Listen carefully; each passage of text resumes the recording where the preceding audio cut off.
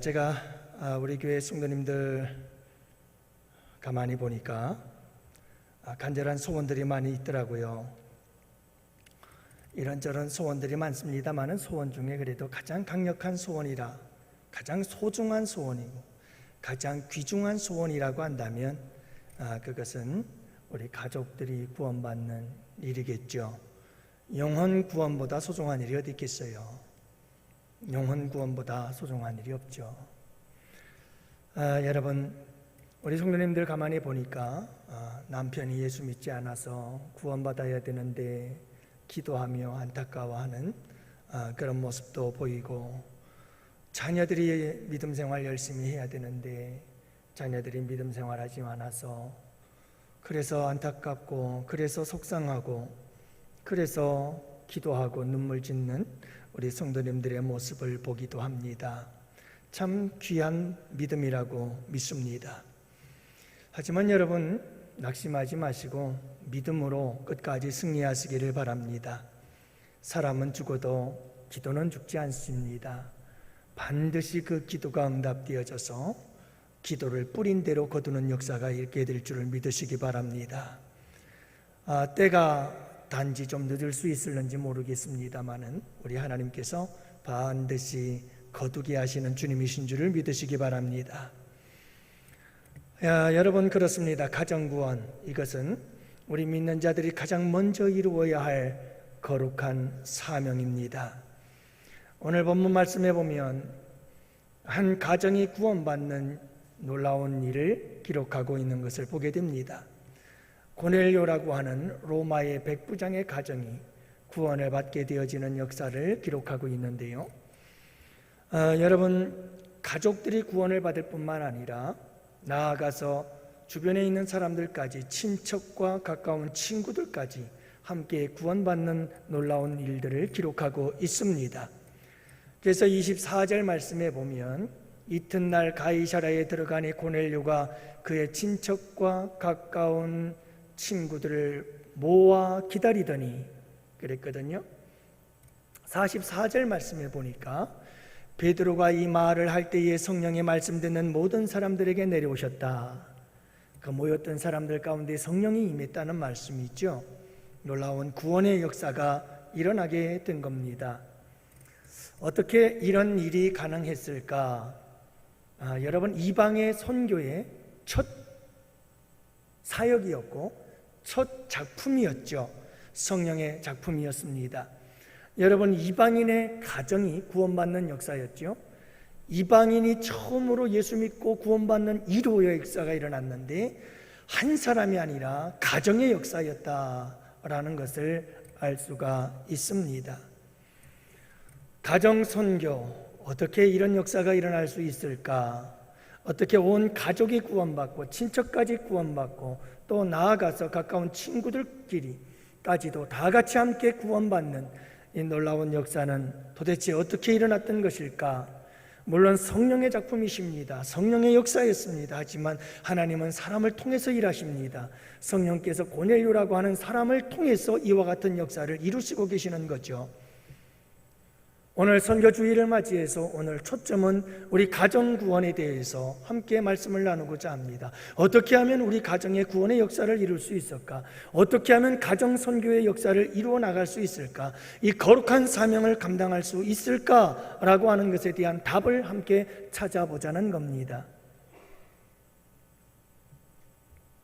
먼저 여러분, 오늘 본문 말씀 속에서 중요한 것이 뭐냐 하면 가정 구원의 역사를 이룰 때 그 가정 구원의 역사는 한 사람으로부터 말미암아 시작이 되어진다는 것을 알 수가 있습니다. 가정 구원의 역사를 주도하는 사람이 있습니다. 가정 구원의 역사를 앞장서서 이끌어가는 사람이 있다는 것입니다. 한꺼번에 모든 가정이 동시에 구원받는 것이 아니라 한 사람을 통해서, 그래서 주 예수를 믿으라, 그리하면 너와 네 집이 구원을 받으리라, 너가 먼저 있고 너의 집이 그 다음 따라온다는 것이죠. 여러분이 오늘 가정구원의 역사를 보면 고넬료라고 하는 한 사람이 있었습니다. 이 사람을 통해서 이 가정의 구원의 역사가 일어나는 것이죠. 주도적인 역할을 했던 사람들이 있습니다. 중심 역할을 했던 사람들이 있습니다. 앞서서 일했던 사람들이 있다는 것이죠. 오늘 이 시간 여러분들을 이곳으로 인도하시고 오늘 이 본문의 말씀을 통해서 말씀하시는 주의 음성이 들려지는 이유는 여러분들을 통해서 우리 주님께서는 고넬료와 같이 가정 구원의 역사에 주도적인 역할을 감당하는 사람들이 되어라 라고 하는 주의 음성인 줄로 믿습니다. 그래서 우리 주님께서 우리에게 이 거룩한 사명을 위해 오늘 이 자리를 마련해 주신 것이죠. 사랑하는 성도 여러분, 고넬료라고 하는 사람은 한 가정의 가장이었습니다. 이것이 가장 아름다운 본이 되는 것입니다.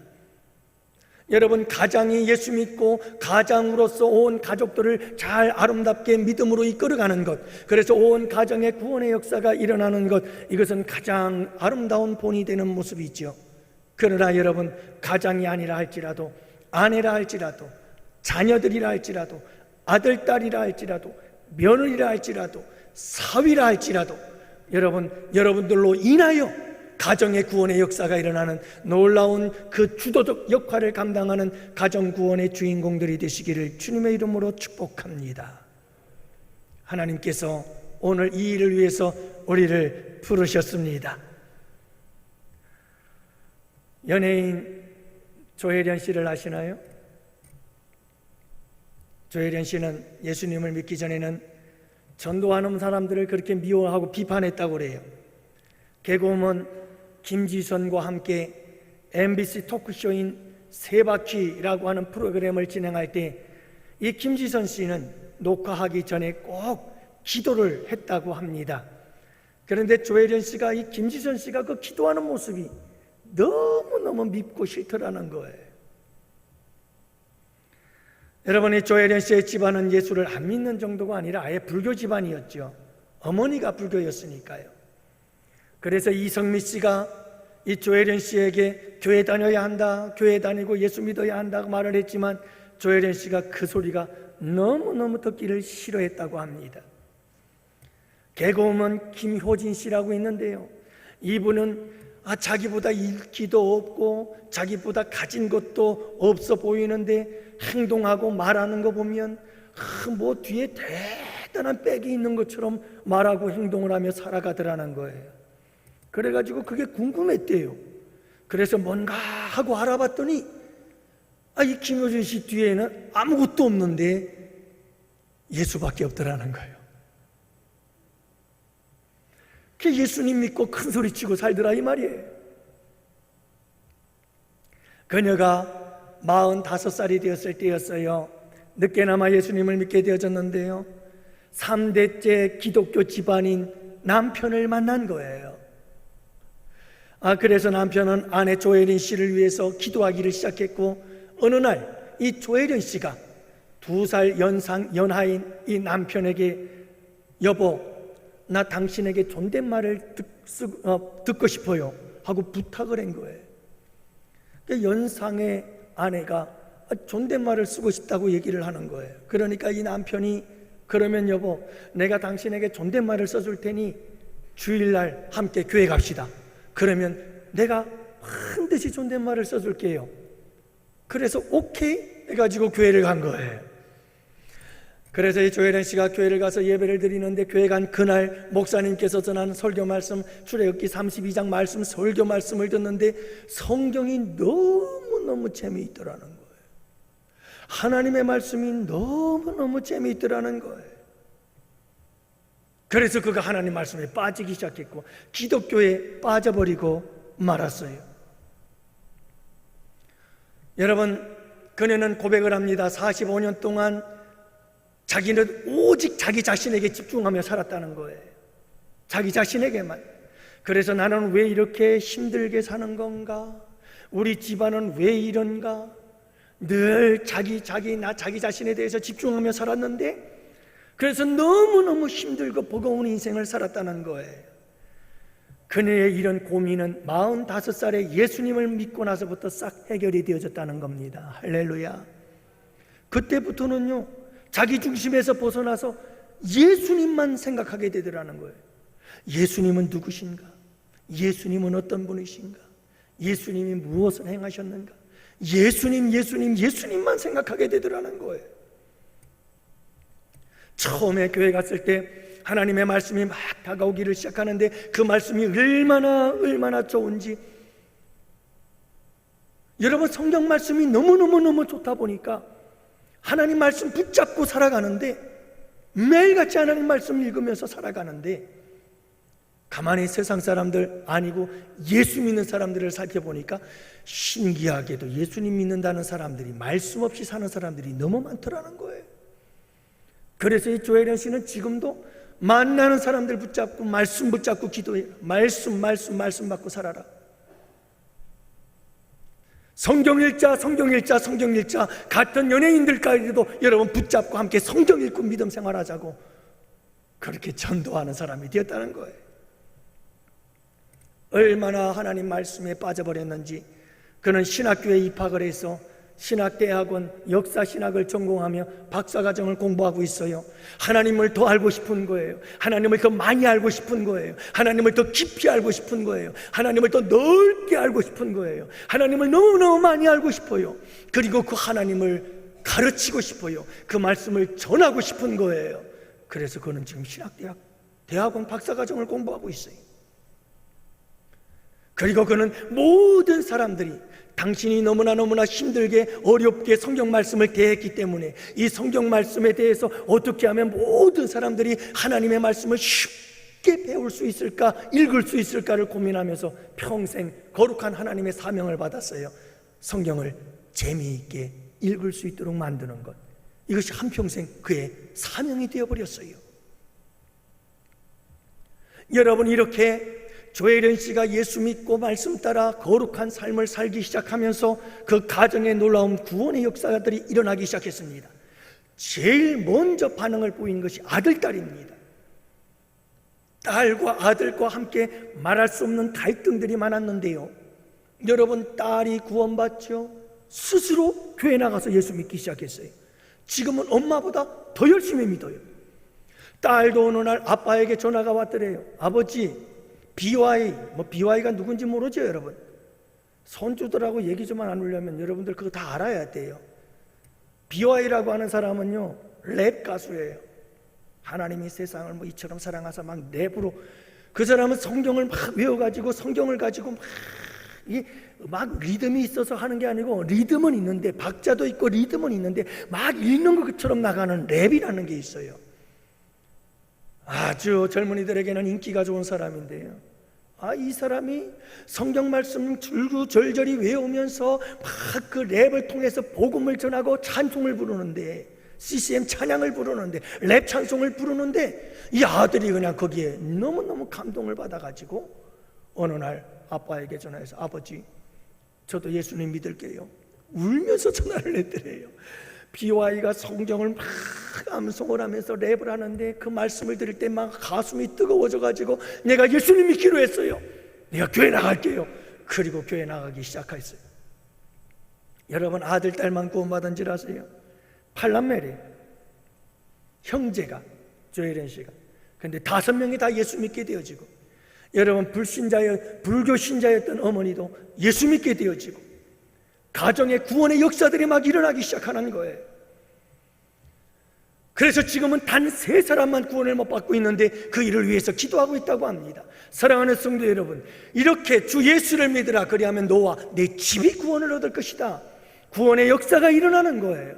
한 사람으로부터 말미암아 시작되어지는 역사, 한 사람이 주도적인 역할을 감당하고 한 사람이 앞장서서 예수 믿고 구원받아 거룩한 삶을 살아갈 때 그 가정의 구원의 역사가 일어난다. 이 가정 선교의 주인공들이 되시기를 주님의 이름으로 축복합니다. 그러면 어떻게 고넬료가 어떻게 이 가정 구원의 역사를 이루는 데 앞장서서 이 놀라운 역사들을 이룰 수 있었을까라고 하는 것입니다. 저는 여러분들과 함께 오늘과 다음 주에 이어서 계속해서 함께 말씀을 나누고자 합니다. 여러분, 고넬료의 가정의 구원의 역사가 일어났던 것은 2가지의 관점에서 바라볼 수가 있습니다. 하나는 고넬료와 하나님과의 관계입니다. 또 하나는 고넬료와 이웃과의 관계입니다. 여러분, 우리의 믿음과 신앙생활이라고 하는 것은 하나님과 나와의 수직적 관계, 예수 그리스도의 십자가의 보혈로 그 사랑으로 수직적 관계를 회복시켰습니다. 그래서 하나님의 자녀가 되었습니다. 그러면 수평적인 관계입니다. 이제 예수 그리스도 안에서 하나님과 화평하게 된 자들은 모든 사람들과 이웃들과 더불어서 화평한 관계를 이루는 수평적 관계 속에서도 하나님께 예배하는 것처럼 수평적인 관계를 맺고, 하나님을 사랑하는 것처럼 수평적인 관계를 맺고, 하나님과의 관계가 수평의 관계가 되어지고 수직의 관계가 수평의 관계가 되어져서 이 수직과 수평의 관계가 십자가가 되어서 아름다운 삶을 살아가는 삶, 이것이 진정한 믿음 생활인 줄을 믿으시기 바랍니다. 오늘 읽은 말씀에도 보면, 여러분, 오늘 말씀에 이 고넬료에 대해서 31절 말씀은 이렇게 기록하고 있잖아요. 말하되 고넬료야, 하나님이 내 기도를 들으시고 내 구제를 기억하셨으니. 여러분, 이 말씀이 무슨 말씀이에요? 내 기도를 들었다. 하나님과의 수직적인 관계 속에서 이 고넬료의 기도를 들으셨다는 겁니다. 그러니까 고넬료는 하나님과의 수직적인 관계를 잘 맺고 있었던 사람이었다. 그러나 수평적 관계 또한 그는 모든 사람들과 더불어서 아름다운 관계를 맺으며 살아가고 있었다. 그 관계가 구제를 통해서 만들어진 아름다운 사역이었다. 결국은 여러분, 수직적인 관계와 수평적인 관계가 함께 아름답게 균형을 이루며 성장해 갔던 사람, 그 사람이 바로 고넬료였다, 이 말이에요. 그러므로 여러분, 고넬료가 그 가정의 모든 식구들과 그리고 주변의 친구들과 친척들까지 구원할 수 있었던 이유는 성령의 역사이면서 동시에 고넬료의 믿음과 신앙이 하나님과의 수직 관계가 바랐고 수평적으로 모든 사람들과의 관계가 올바른 관계를 가졌기 때문이었다. 그래서 가정 구원의 역사가 일어나게 되었다는 거예요. 여러분, 우리의 믿음과 신앙은 이렇게 하나님과의 관계도 바르고 그 하나님과의 관계만큼 똑같이 수평적인 관계로 다른 사람들과 이웃들과 아름다운 관계를 맺으며 살아가는 삶, 그 삶이 우리의 삶 가운데 만들어질 때, 우리의 가정에서 그 삶이 일어나기 시작할 때, 우리의 가정에서 이와 같은 균형 잡힌 삶이 시작될 때 고넬료의 가정과 같은 가정 구원의 역사가 이루어지게 되는 줄을 믿으시기 바랍니다.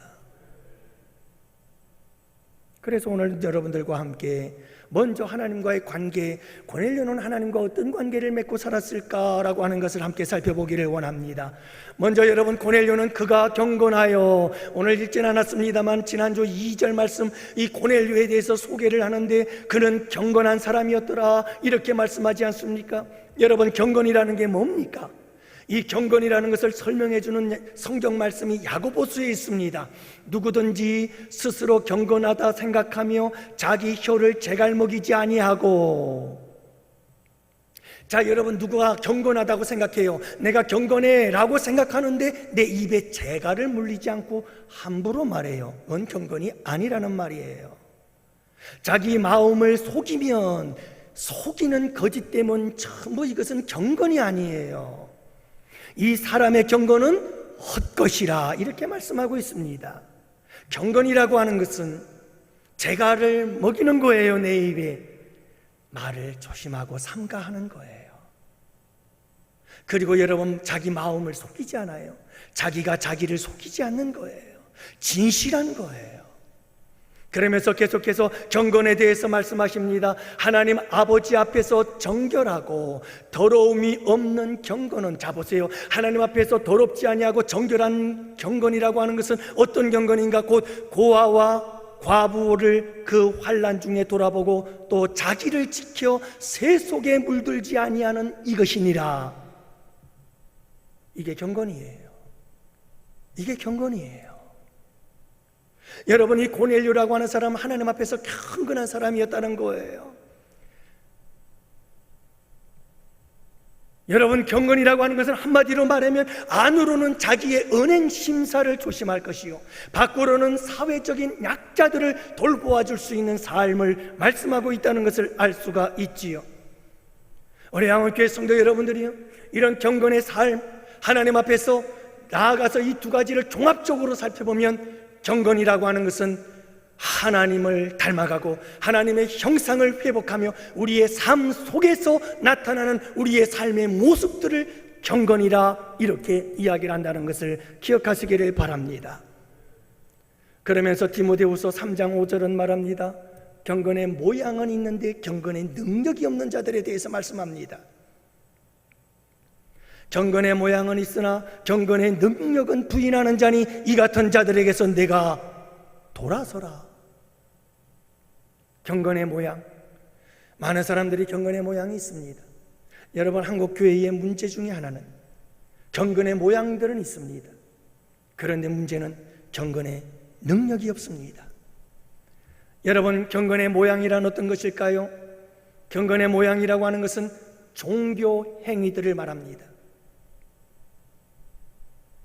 여러분, 우리의 모든 신앙생활하는 모든 신앙생활의 예식적인 부분들이나 여러분, 우리의 종교생활하는 모든 것들입니다. 이게 다 경건의 모양은 있는 것입니다. 교회 나와 예배합니다. 교회 나와서 찬송합니다. 교회 나와서 기도합니다. 교회 나와서 봉사하고 섬깁니다.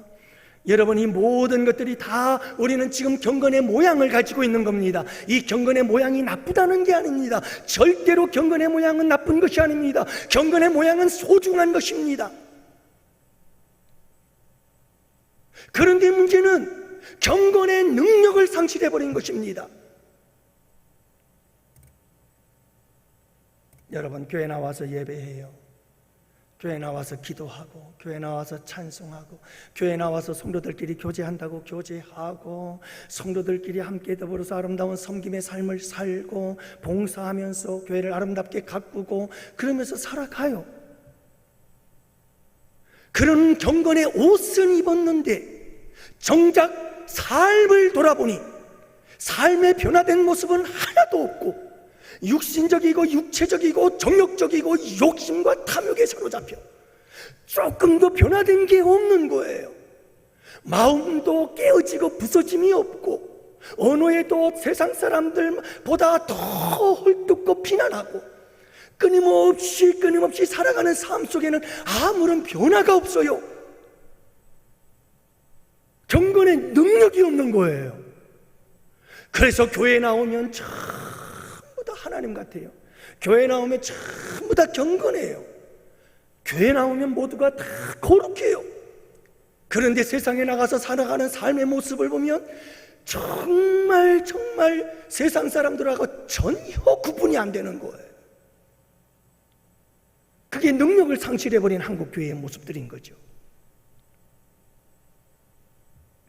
국회에만 가더라도 국회의원 가운데 기독교인들이 얼마나 많은지 몰라요. 그러나 여러분, 그 많은 기독교인들이 차별금지법 하나를 막지를 못해요. 이유가 뭘까요? 경건의 모양은 있어요. 기독교인이래요. 모양은 있는데 능력이 없는 거예요.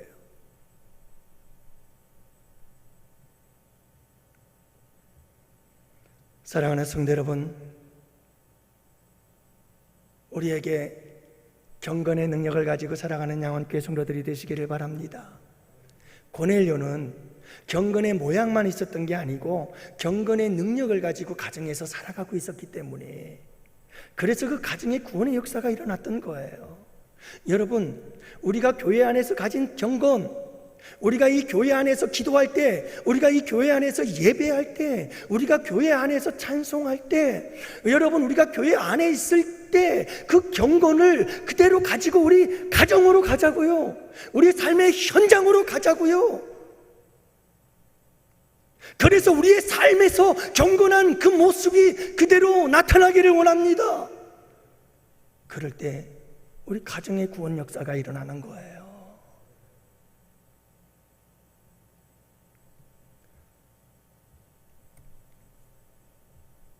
조혜련 씨가 교회를 다니긴 하지만 자녀들과 많은 갈등이 있었어요. 너무 힘들었다고 그래요. 자, 그런데 대학생인 큰딸이 어느 날 자신의 방문을 두드리는 거예요. 그러면서 엄마, 나 교회 가야 되겠어. 나 교회 다닐 거야. 그러더라는 거예요. 깜짝 놀랐죠. 그게 왜? 너 무슨 얘기 하는 거니? 갑자기 왜 교회를 다닌다고 하느냐? 엄마, 내가 아무리 생각해 봐도 엄마는 변화될 사람이 아니야. 근데 엄마가 내가 볼 때에도 놀랍게 변했어. 내가 너무너무 궁금해. 도대체 우리 엄마를 변화시킨 그분은 누굴까? 내가 궁금해서 견딜 수가 없어. 그래서 교회 나가서 내가 한번 그분을 만나야 되겠어. 나 그래서 교회 나갈 거야. 그러더라는 거예요. 여러분, 어머니와 함께 교회 나갔어요. 예수님을 영접하고 이 딸이 힘들고 어려울 때 하나님의 말씀을 붙잡고 장장 그 자리에서 8시간을 하나님 말씀 성경책을 읽고 있더라는 거예요. 이 엄마가 얼마나 감동이 되든지.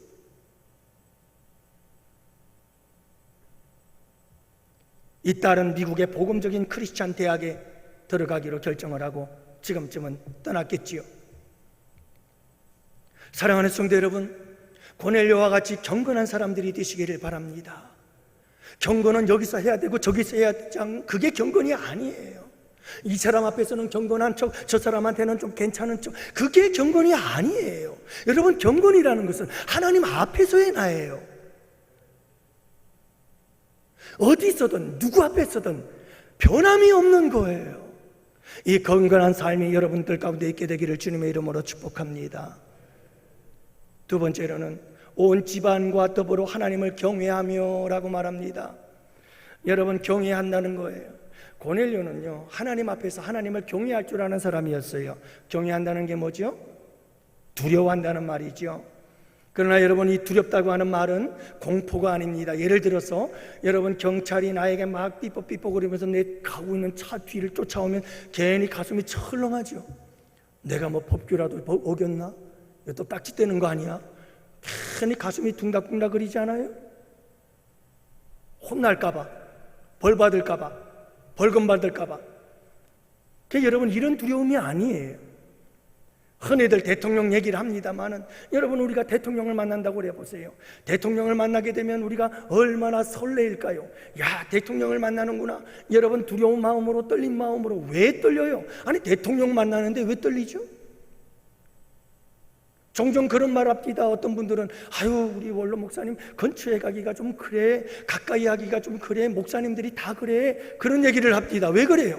그만큼 존경스럽고, 그만큼 공경되고, 그만큼 여러분들이 그만큼 존경하기 때문에 그런 거예요. 그 존경한 마음이 너무 커서 두려운 거예요. 여러분들, 하나님을 경외한다는 것은 하나님을 두려워한다는 것인데 뭐 벌을 받을까봐 두려운 것이 아닙니다. 하나님께서 우리를 저주할까봐, 우리는 저주에서 해방된 자들이, 여러분, 그것 때문에 두려운 게 아니에요. 벌 때문에. 그게 두려운 게 아니라 하나님을 왜 두려워하느냐? 두려워하는 이유는 하나님이 너무 커, 하나님이 너무 위대하셔, 하나님이 너무 영광스러워, 하나님이 전능하심이 너무 영광스럽고 놀라워요. 그래서 그 하나님을 가까이 하기가 너무너무 두렵고 떨리는 거예요. 마치 이사야가 말이죠, 천상의 세계를 바라보고 나여 망하게 되었도다. 난 이제 죽게 되었다. 이 더러운 사람이 어떻게 저 하나님을 배웠는고. 하나님이 그 보좌가 너무너무 거룩한 거예요. 여러분, 이런 두려움이죠. 이런 두려움. 사랑하는 성도 여러분, 고넬료는요 항상 하나님 앞에 두렵고 떨림으로 살았어요. 사도 바울도 항상 두렵고 떨림으로 구원을 이룬다고 말하잖아요. 그 두렵고 떨림은 복음 안에서 자유함 속에서 하나님에 대한 경외심인 거예요. 그 경외심이라는 것이 바로 두려움인 거죠. 여러분, 보디발 장군이 미혹했어요, 요셉을. 뭐라고 유혹하는지 아십니까? 요셉아, 아무도 안 봐, 아무도 안 봐, 이리 와, 이리 와 하고 미혹을 할 때, 여러분 요셉이 한 말이 뭔지 아십니까? 창세기 39장 9절에 보면 내가 어찌 이 큰 악을 행하여 하나님께 득지하리이까. 지금 여러분 요셉의 눈에는 누가 계셔요? 하나님이 보이는 거예요. 보디발 장군의 아내에는 아무도 없어요. 근데 요셉에게는 있는 거예요. 아니, 계시는 거예요. 누가요? 하나님이요. 어떻게 그 하나님 앞에 내가 득죄하리까 죄를 범할 수 있어요? 여러분, 하나님 앞에 두렵고 떨림으로 살아간 거예요. 여러분, 가정에서 여러분들의 삶 속에서 항상 이 두렵고 떨린 마음 갖고 사시기를 주님의 이름으로 축복합니다. 하나님은 살아계신다. 하나님은 살아계신다. 그리고 그 하나님이 나를 보고 계신다. 어디까지요? 우리의 마음 깊은 곳까지, 관절과 골수 그 깊은 곳까지 우리 주님이 나를 보고 계신다. 여러분, 그분이 살아계시며 그분이 시퍼렇게 두 눈을 뜨고 우리를 찾아보고 쳐다보시고 바라보시고 계신다는 사실을 잊지 마세요. 힘들고 어려울 때에는 그분이 정말 살아서 우리를 지켜보고 있다는 사실을 잊지 마세요. 그 사람, 그분이 두렵고 떨림으로 살아가야 되는 거예요. 아무도 안 본다고요? 아니요, 그분은 보고 계신다니까요. 가정에서 항상 그런 마음을 갖고 살아야 되는 거예요. 나아가서 여러분 자녀들에게나 가족들에게도 항상 그런 말씀을 나눌 수 있는 여러분들이 되시기를 바랍니다. 얘들아, 내가 어디 가서 뭘 하든지 하나님이 다 보신다. 내가 어디 가서 뭘 하든지 하나님께서 다 아신다. 얘들아, 내가 너희들이 못하고 너희들의 마음 주님이 다 아신다. 하나님이 다 알고 계셔. 여러분, 그 하나님에 대해서 두려운 마음을 갖고 살아야 돼. 하나님에 대해서 떨리는 마음으로 살아야 돼. 여러분, 자녀들에게, 가족들에게 이렇게 말씀을 함께 나누며 살아가는 우리 양원의 성도들이 되시기를 축복합니다. 그리할 때 그 가정의 구원의 역사가 일어나는 거예요. 세 번째로는 하나님께 항상 기도하더니, 기도의 사람이었어요. 하나님과의 관계에서 항상 기도하는 사람. 그런데 오늘 말씀해 보면 항상 기도하더니 그랬어요. 옥스퍼드 원어 해설 주석을 제가 살펴보니까 여기서 항상 기도한다, 여기서 항상이라는 말은 무슨 뜻이냐 하면 언제 어디서나 장소에 상관없이 무시로 기도했다는 말이에요. 여러분, 고넬료가 기도하다가 천사를 통해서 하나님의 음성을 듣게 되지요. 기도를 통해서 하나님의 인도하심을 받는 사람이 된 거예요. 여러분, 기도는 올리는 것만이 아니라, 구하는 것만이 아니라, 청하는 것만이 아니라 기도는 듣는 시간이기도 하다는 것을 잊지 마세요. 기도하다가 하나님의 음성을 듣습니다. 기도하다가 천사의 말을 들었습니다. 베드로도 기도하다가 주의 음성을 듣습니다. 내가 깨끗하다 한 것을 너 왜 안 먹니? 네 발 가진 짐승들, 구약의 율법이 정한 그 모든 먹지 말라 한 짐승들, 그걸 베드로 보고 먹으라는 거예요. 베드로가 무슨 말이에요? 안 돼요. 이건 먹을 수 없는 거예요. 죄 짓는 건데요. 베드로야, 내가 깨끗하게 한 걸 내가 왜 더럽다고 하느냐? 먹어라. 이방인들에 대해서 더럽다 말하지 말라는 거예요. 이방인들을 받아들이라는 말이에요. 하나님의 음성이 들려요. 그 음성을 듣고, 기도 시간에 주님의 음성을 듣고 그 음성을 따라 행한, 그래서 가정 육사의 구원의 역사가 일어나게 되는 것을 보게 되어집니다. 여러분, 이 기도의 특징을 보면, 고넬료의 기도와 베드로의 기도의 특징을 보면, 여러분들, 저는 말씀에서 가감하지 않습니다. 가능한 한 말씀을 말씀대로 그대로 전합니다.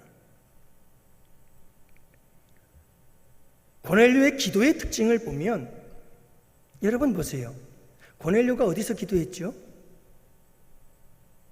가정에서 기도했어요. 베드로가 어디서 기도했죠? 피장의 집, 지붕에서 기도했어요.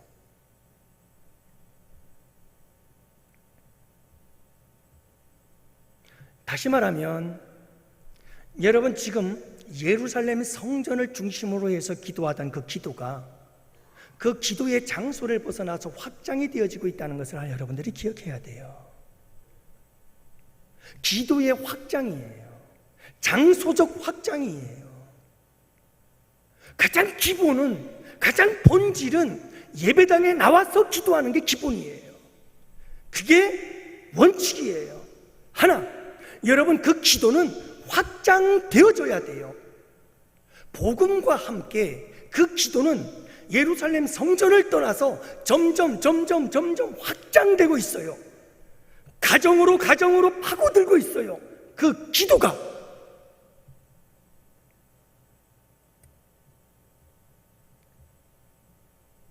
여러분, 우리가 모여서 함께 기도하는 것은 가장 중요한 기도의 삶의 본질이에요. 그러나 그 기도가 교회 안에만 머물면 절대 안 된다는 거예요. 그 기도는 확장되어져야 돼요. 여러분들이 걸어가면서도 땅 밟기 기도라는 게 있잖아요. 걸어가면서도 기도하는 거예요. 지붕에 올라가서도 기도하는 거예요. 우리 원로 목사님 여러분 병원에서 옥상에 올라가 기도가 있다고 그러잖아요. 기도하는 거예요. 옥상에 올라가서도 기도하는 거예요. 집에서 기도하는 거예요. 어디를 가서든 기도하는 거예요. 사업장에 가서도 앉아 기도하고요. 회사에 나가서도 내 책상에 앉으면 기도하는 거고요. 어디든 기도의 자리를 만들고 그 자리에서 기도할 수 있어야 되는 거예요. 특별히 여러분들의 가정에서 기도가 살아나기를 축복합니다. 여러분, 기도하세요. 가정에서 식기도하세요. 자녀들을 위해서 잠자기 전에 축복 기도해 주세요. 생일날이나 특별한 날에 아이들을 위해서 기도해 주세요. 계약할 때 기도해 주세요. 아이들이 아프면 기도해 주세요. 가정 안에 기도가 일어나야 돼요. 고넬료처럼 가정에서 기도해야 돼요. 자꾸 교회에서 뿐만이 아니라 가정에서도 기도하는 모습들이 보여줘야 되는 거예요. 저는 우리 딸아이 첫 직장하는 날, 출근하는 날 기도해 줬습니다. 생일이 되면 다 같이 함께 모여서 또 축복하며 기도하고 케이크를 나눕니다. 계약을 하면 또 함께 기도해 주고, 여러분 늘 기도해 주세요. 자꾸 기도해 주세요. 가정 안에 늘 기도의 장소가 되어야 돼요. 성전만큼 가정도 기도하는 거룩한 장소가 되어야 합니다. 그러므로 가정의 구원의 역사가 일어나는 거예요. 왜 이렇게 시간이 빨리 가나요? 아직 할 거는 있는데 빨리빨리 정리하고 마무리하겠습니다. 여러분,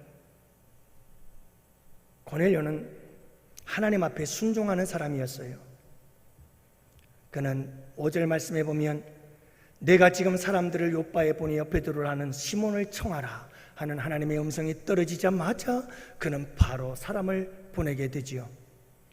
순종하는 사람. 여러분, 매 삶의 순간순간을 하나님 말씀에 순종하는 여러분들이 되시기를 바랍니다. 여러분들이 하나님 앞에 나를 쳐서 순종하는 그 순종의 모습들이 가정에서 보여지기 시작한다면 가정이 놀라운 구원의 역사가 일어나게 될 줄을 믿으시기 바랍니다. 고넬료는 하나님의 말씀을 듣자마자 그대로 순종하는 건 다 보거든요. 여러분, 이 종들이 말이죠, 고넬료가 보낸 종들이 베드로에게 가가지고 베드로에게 뭐라고 말하는 줄 아십니까? 베드로 선생님이요, 우리의 주인은 의로운 자입니다. 우리 주인은 정말 거룩한 자입니다. 우리 주인은 얼마나 경건한 자인지 모릅니다. 모든 사람이 다 인정해주는 경건한 사람입니다. 무슨 말이에요? 여러분, 고넬료는요, 가정에서 말씀에 순종하는 모습들을 종들이 다 본 거예요. 가족들뿐만 아니라 종들뿐만 아니라 친척과 가까운 친구들까지 다 본 거예요. 저 사람은 하나님 말씀이면 그냥 굽복하고 죽어. 조혜련 씨처럼 지금까지는 내가 중심, 내가 하다가 예수 믿고 딱 변화가 되어져서 어떻게 바뀌냐면 예수님으로 바뀌어버리는 이 변화의 역사가, 하나님 말씀이라면 그냥 그 말씀에 내 자존심이 막 짓밟히고 뭉개짓고 그냥 아작이 난다 할지라도 주님 말씀이라면 아멘 할렐루야, 아멘 할렐루야, 기쁘고 즐겁게 그 길을 갈 수 있는 여러분들이 되시기를 바랍니다. 가정에서 그 모습이 보여줘야 돼요. 가정에서 그 순종의 모습들이. 그럴 때 아이들이 조혜련 씨 딸처럼 야, 우리 아빠 대단한데, 우리 엄마 대단한데, 그러면서 부모님에게 존경심이 생기기 시작해요. 부모님을 존경하기 시작하고, 그러면서 그 어머니가 믿는, 그 아버지가 믿는 그 하나님, 머릿속에 뇌리에 성령께서 꽉 박아주실 줄로 믿습니다. 주께로 돌아오지 않고 견딜 수가 없는 거죠. 마지막 정리를 하면서 다섯 번째는, 이 고넬료라고 하는 사람은 참 가정 예배를 드리기를 기뻐했어요. 가정 예배. 그래서 베드로를 초대하다가 베드로를 불러서 뭘 하게 되죠? 가정 예배 드리잖아요. 찬송 드렸다는 말은 없지만 설교 말씀 듣잖아요. 요즘은요, 구역 예배 드리기도 힘들어요. 다른 교회들도 가만히 보면 구역 예배 드리기가 힘들어요. 집에 오는 걸 싫어해요. 그리고 워낙 또 바쁘셔요. 맞벌이들 하느라고 집이 다 비어 있어요. 참 가정에 이건 비극이에요. 여러분들 주일날 교회 못 나오고 비대면 예배 드리는 걸 비극이라고 생각하셨죠? 그렇죠? 가정에서 예배 소리가 끝난다는 것, 가정에서 예배가 안 드려진다는 것, 이것도 비극이에요. 교회에서 예배를 드리지 못하는 것만큼이나 가정에서 예배를 드릴 수 없다는 것 자체가 비극이에요. 가정에서 예배 드림이 기쁨이 되는 여러분들 되시기 바랍니다. 어떻게 하든 성도들과 함께 가정에서 예배 드리기를 원하고, 교육자들을 초청해서 말씀 들으며 예배 드리기를 기뻐하고, 구역마다 예배 드릴 때마다 우리 집으로 와, 서로 우리 집에서 구역 예배 드리자고. 할렐루야. 여러분, 가정에서 예배가 있어야죠. 가정에서 이런 가정의 아름다운 예배의 모습들이 있게 되기를 축복해요. 여러분, 9월 19일 우리 양원교회 추수감사주일입니다. 제가 여러분들을 맞이하면서 첫 번째 맞이하는 추수감사주일, 설레요. 자, 그런데 그날에 여러분들에게 추석을, 명절을 맞이해서 여러분들의 온 가족들이 모일 때 가정에서 예배하세요. 제가 예배지 준비해서 여러분들에게 다 나눠드리겠습니다. 설교까지 쫙 해가지고 여러분들 온 가족들이 모일 때 다 붙잡아 놓고 함께 예배하세요. 가정 예배 드리세요.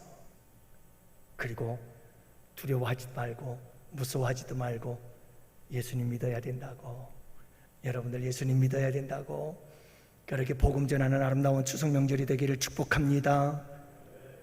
여러분, 추석이라고 하는 것이 우상 숭배지만 이 명절을 우리가 기회로 바꿔서 여러분 복음을 전하고 예배 드리고 주님께 찬송하며 영광 올려드리는 거룩한 기회로 삼는 그것이 은혜인 줄로 믿습니다. 여러분들이 승리하시는 복된 하루가 되시기를 바라고요.